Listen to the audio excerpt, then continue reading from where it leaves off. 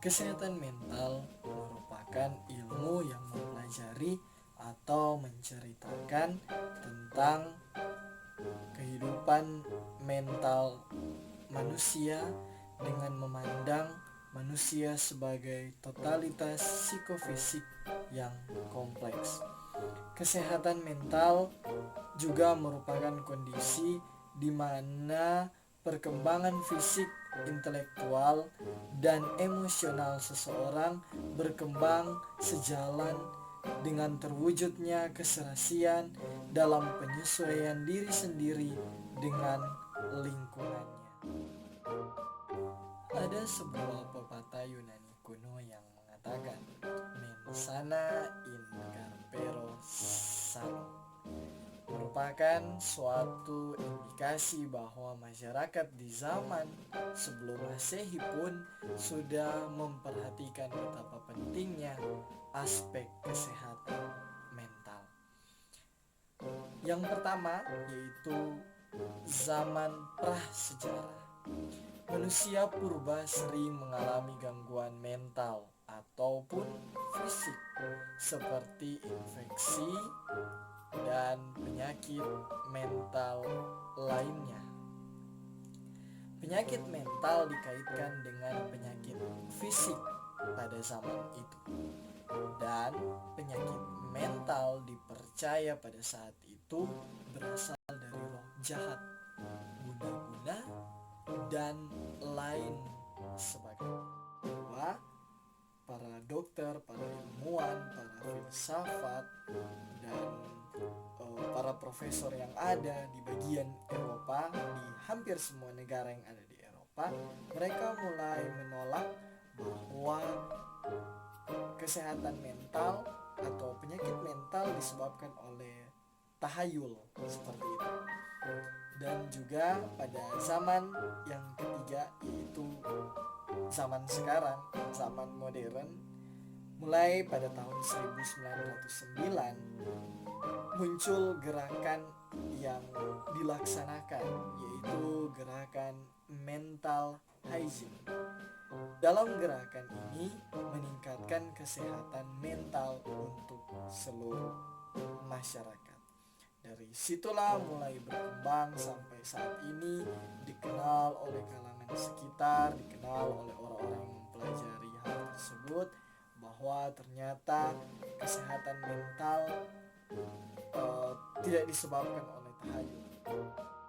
Ada 3 stigma negatif yang saya akan jelaskan saat ini, dan sebenarnya ada banyak sekali stigma negatif tentang kesehatan mental yang ada di kalangan masyarakat. Yang pertama yang akan saya bahas yaitu orang dengan bipolar disebut gila.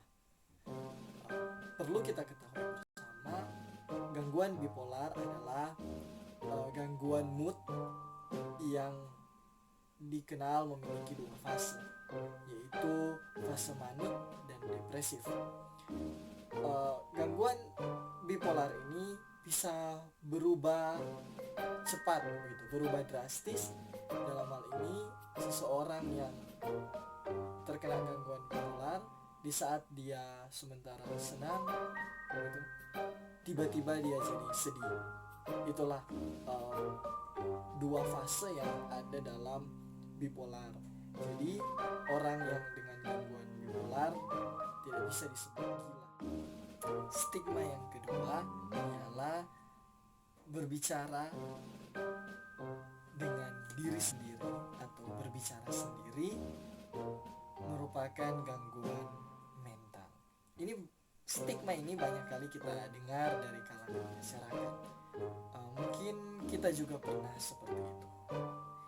Dan saya jelaskan di sini bahwa berbicara dengan diri sendiri itu bukanlah bagian dari gangguan mental. Karena sebaliknya, berbicara dengan diri sendiri merupakan salah satu cara untuk menjaga kesehatan mental kita. Dan berbicara dengan diri sendiri adalah hal yang penting, apalagi saat kita mengalami masa-masa yang sulit dalam kehidupan kita. Dan kita mempunyai berbagai pilihan yang semuanya merupakan bagian dari prioritas hidup kita. Disitulah kita mulai berbicara dengan diri sendiri. Nah, itu adalah bagian dari melatih kesehatan mental kita atau menjaga kesehatan mental kita. Stigma yang ketiga yaitu sibuk dengan diri sendiri, yang disebut sebagai autis. Perlu kita ketahui bersama bahwa autis merupakan gangguan perkembangan pada anak yang ditandai oleh hambatan dalam berinteraksi sosial, berkomunikasi, serta memiliki pola perilaku dan minat yang terbatas juga berulang. Dalam hal ini, kita bisa tahu bahwa itulah yang disebut dengan autis. Jadi, jika ada seseorang yang sibuk dengan diri sendiri, bukan berarti dia adalah seorang yang autis. Tidak, dia sibuk dengan diri sendiri. Itu bisa diasumsikan bahwa dia sedang memikirkan dirinya seperti itu. Kedepannya dia seperti apa begitu. Dan dia memikirkan prioritas-prioritas dalam hidupnya begitu. Jadi jangan kita berasumsi berstigma bahwa orang yang sibuk dengan diri sendiri berarti dia adalah seorang autis. Prinsip-prinsip pokok dan sebab-sebab kekalutan mental. Ada 3 prinsip pokok, yaitu yang pertama memenuhi kebutuhan pokok, yang kedua kepuasan, yang ketiga posisi dan status sosial. Selanjutnya sebab-sebab kekalutan mental. Yang saya sampaikan di sini terdapat empat sebab kekalutan mental. Yang pertama, terbentur dari standar-standar dan norma-norma sosial tertentu. Yang kedua, konflik kebudayaan. Yang ketiga, masa transisi. Dan yang keempat, menanjaknya tingkat aspirasi terhadap kemewahan material.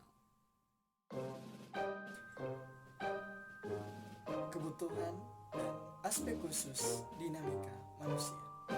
Ada 3 kebutuhan manusia dan 3 aspek khusus dinamika manusia.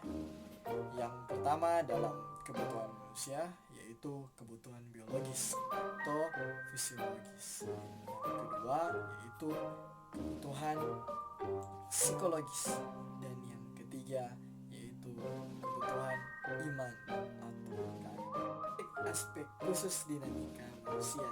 Yang pertama yaitu autonomi fungsional, yang kedua pertumbuhan bentuk pemuasan kebutuhan, yang ketiga yaitu frustrasi. Strategi terhindar dari gangguan jiwa. Yang pertama yaitu main musik atau main alat musik apa saja. Kalau tidak tahu, belajar agar supaya terhindar.